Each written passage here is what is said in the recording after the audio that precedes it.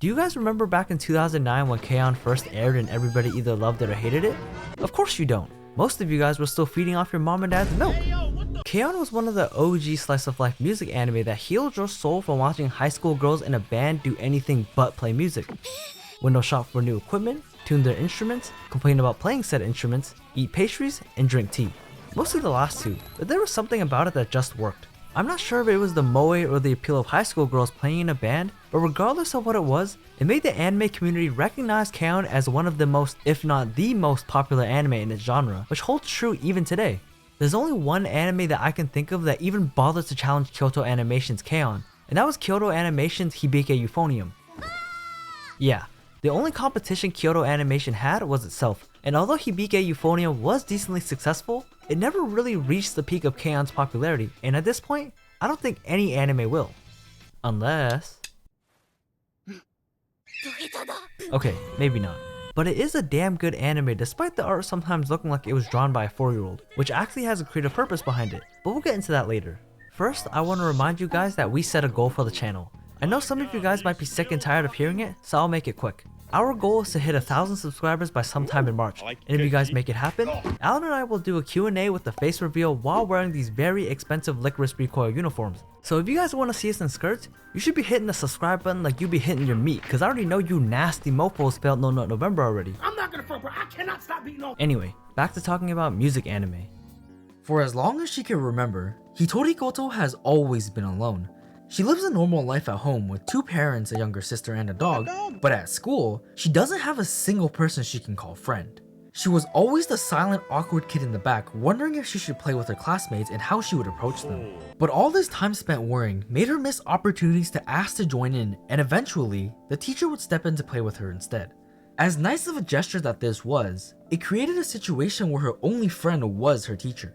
The impact of this decision, or lack of, would be felt immediately as Hitori went on to middle school and found herself alone once again. She never learned how to take that first step forward to make friends, and so her life became a broken record consisting of waking up, going to school, going home, and sleeping. No clubs, no after school activities, and of course, no friends. This would continue on until one day, she saw a TV interview of a band and thought, damn, he just like me for real.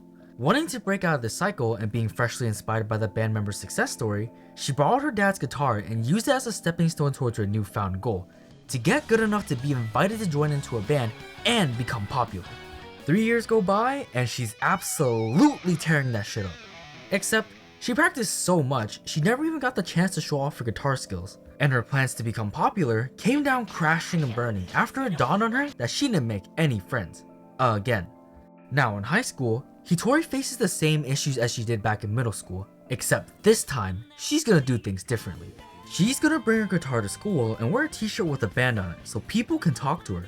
And just like my dad, that shit doesn't work. Sitting on the swings depressed, a girl named Nijika sees the guitar and drags Hitori to be a temporary replacement for her band as they have a concert coming up pretty soon. She meets Ryo, who's a stone-faced bass player for the band, and they all have a rehearsal together. Hitori absolutely blew Nijika and Ryo away with how off sync she was with them, thus making Hitori lose any shred of confidence she once had left.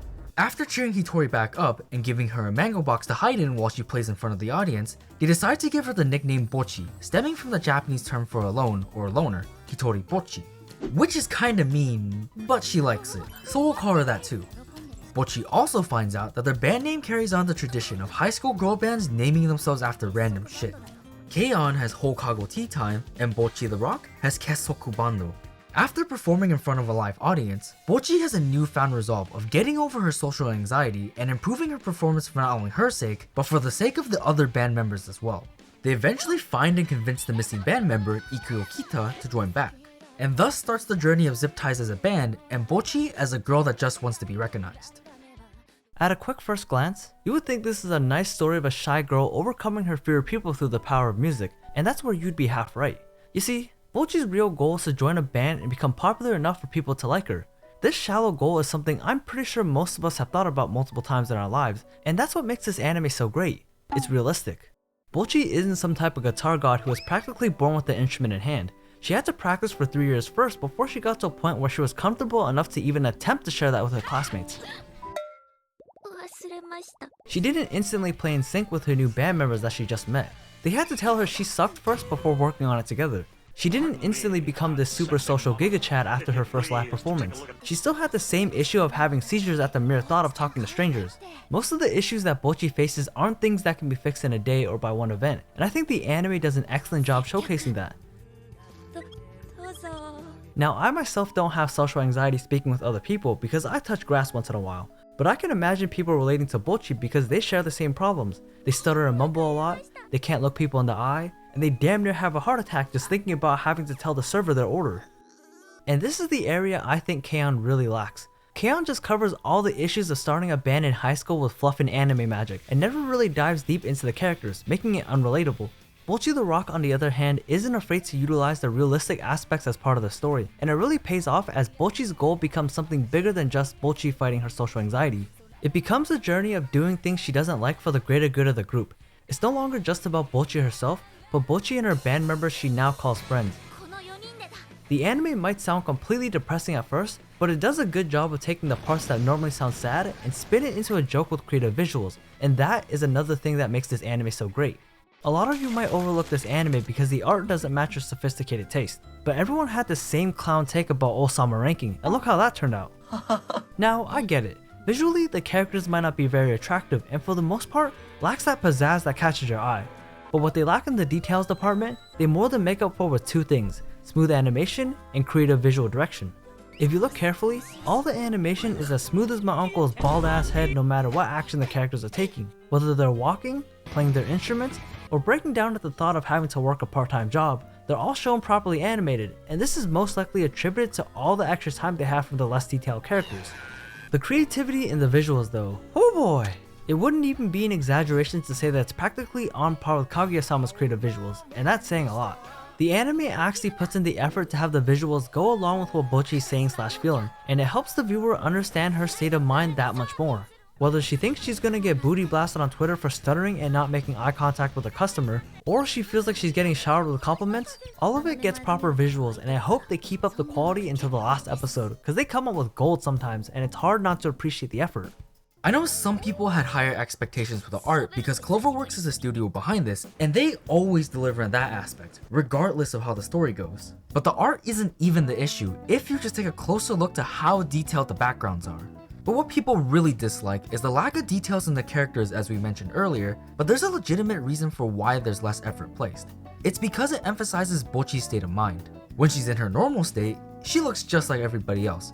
When her mind's in turmoil, she becomes a Picasso painting. When she thinks about having to be active on social media, she becomes addicted to cyber upgrades and starts morbid all over the place. It adds so much to the humor, and everything just works because the show inherently isn't meant to be funny. But everyone knows that the times you're not supposed to laugh are the funniest, and that's kinda what this anime is. A depressed version of K-On! With a lot more comedy and story to it. If you were expecting this to be like Haikyuu, where it'll inspire you to start learning an instrument, you're watching the wrong anime. If you were hoping for this to be like K-On!, where it'll warm your heart with cuteness, you're watching the wrong anime. If you were looking for a show with good vibes, hilarious moments mixed in with depression, and something unique,